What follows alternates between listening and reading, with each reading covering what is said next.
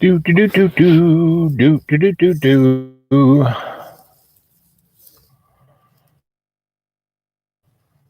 Here we are, learning to live to love. So here I'm wearing my USA hat and learning to love, right? And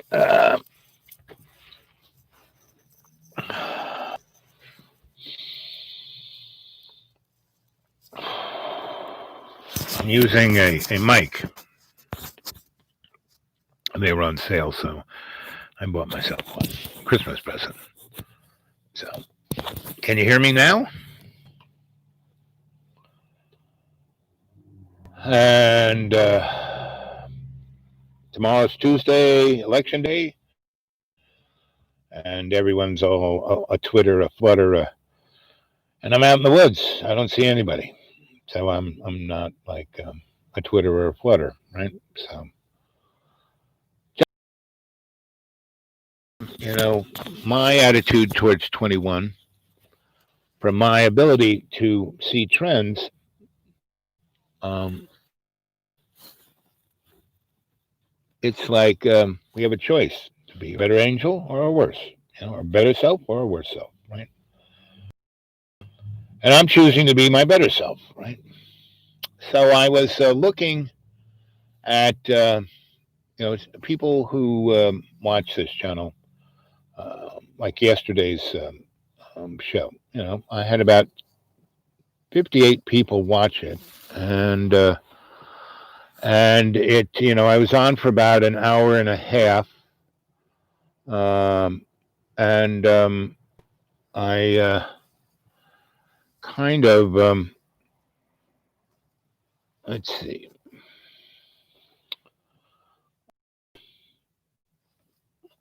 I've been noticing that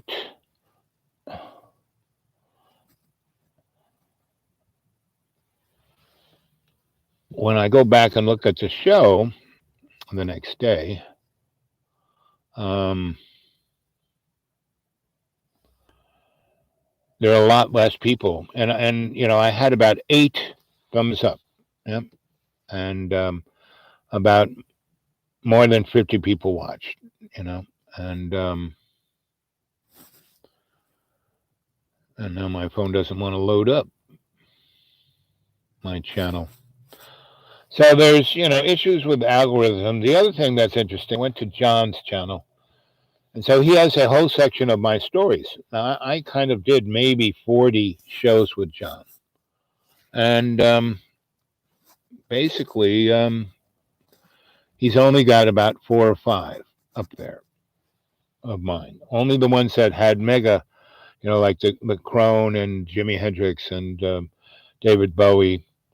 But I did a lot of ceremonial work, a lot of meditation things, and and those were ones that people said, I want to listen to this guy. Why don't you, they told them to stop interrupting.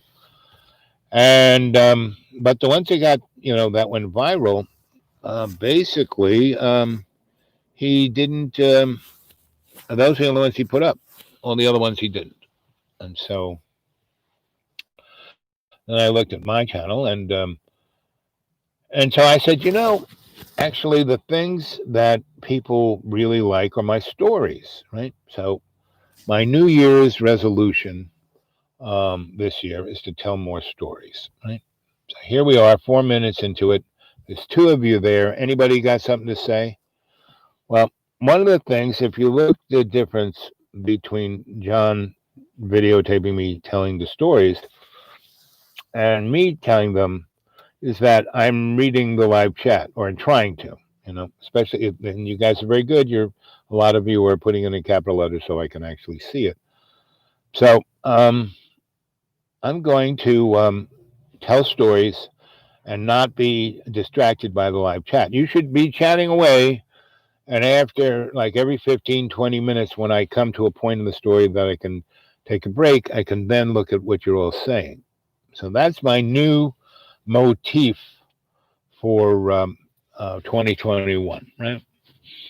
And the other, my new motif for 2021 is to focus on the positive, to basically bring forth stories that give you hope and give you a path and give you a relative sense that you can be your better self and not give you a silo that you can be stuck in of negativity, right? So that's my New Year's resolution, is to tell stories that bring something good to the story.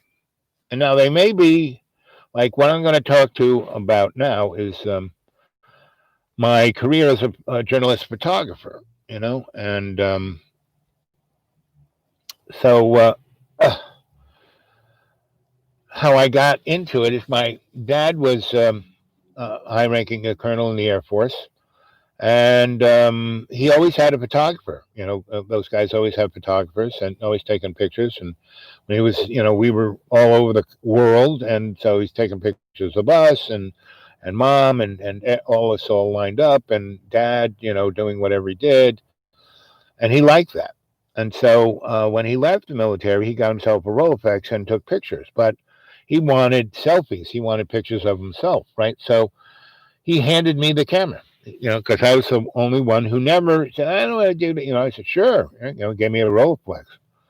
So, and it's a 2.25 negative, not a 35 millimeter. So I started taking pictures of him and mom. And I really got good at capturing their essence, that moment, capturing the moment that Cartier-Bresson talks about, capturing the moment. And so I was doing it from 10 on. And so by the time I was, I don't know, 12 or 14, I was taking a lot of pictures. And my dad, there was a photo guy in the town that we lived in, uh, and so in Long Island. And so my dad would take the film, and that guy would develop them and print them. So many pictures, and there were, a good fifth of them were of him. So he had to, if he wanted those pictures of him and mom and everything, he would have to develop those rolls. So it was kind of getting expensive for him. So he went and bought. He's first said, go to the dark room and see Fred. And this was another one. Dad, why we moved to this little town of Long Island, the high school that he was in, he was a football hero, right? And even in high school, he played football so well, he actually played for the New York Giants. This is in the 20s. He paid him $5 a game. So, and that's what got him into college. Football stardom, that he played for the New York Giants, so, in high school. So, anyway, and he got all the girls. He liked that a lot. He liked the attention. And so, all of these men who were his high school friends, but they were on the low echelon because his friends were all the rich guys. Was right near Freeport, where Guy Lombardo and all the and the movies before they went to California were in Long Island on Mitchell Field, where they had these big hangars. So that's what my dad grew up in, and so he was almost in in the Southampton crowd, but they had their own Southampton crowd in this town, Freeport, that were movie stars and Broadway guys and vaudeville guys. So that was my dad's. He was hanging out with the kids of all those people, and he'd meet their families. And oh boy, you're a handsome guy. You should be in the movies. So anyway, he so all these friends of his that were on the second level. They weren't eating lunch with him, but he was very good at remembering everyone's name. And that's what made him a really good salesman, and it made him really good in the Air Force too, because he knew everyone's name, and so he could kind of get people to do what he wanted them to do. So he basically said, you go see Mr. Fred, and he will teach you how to develop this stuff, and you can do it yourself. Well, downstairs where your laboratory is, we'll put a little wall there so you can have a dark room. So I did, and I learned how to take in a changing bag, and you take the film out of the camera, and you put it onto a reel in the tank, and you close up the tank, and then put the developer in, and then you after amount of time, you take that out and rinse it, and then you put the stop bath in, and then you rinse that, and then you put the fixer in, and then right, and then you wash it really good, and then you hang it up in a clean area. And I had a box. He had a box that you could hang the film up right straight, and he had a little fan in it, so it had a filter, so a little bit of an air would go through it, and no dust, and the stuff would dry up pretty quick, and then I would put it in these glassine folder things and put them in my binder, and he gave, I got a enlarger and I printed them, and so anyway, so by the time I was 9, 10, 11, I was a pretty good photographer, and I could develop my own film, right? And I didn't like it because of the smell. I'm pretty sensitive to smells. So I, again, put a nice little fan in there, and then everyone upstairs complained that the house smelled like chemicals. But my dad said, I don't care. He's taking pictures of me and printing them, and it's not costing me a fortune. So I learned how to do it. And my brother had a little interest in it, but not really.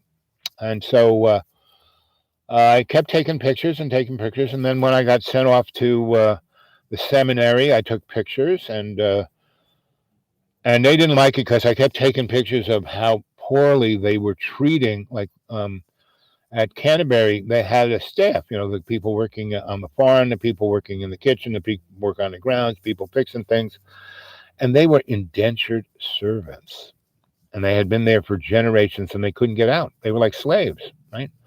And the housing, we were living in really nice places, it's like Hogwarts, but the places, they were rats and cockroaches, and because they were these houses off in the woods, never fixed them. Long time watcher, first time comment.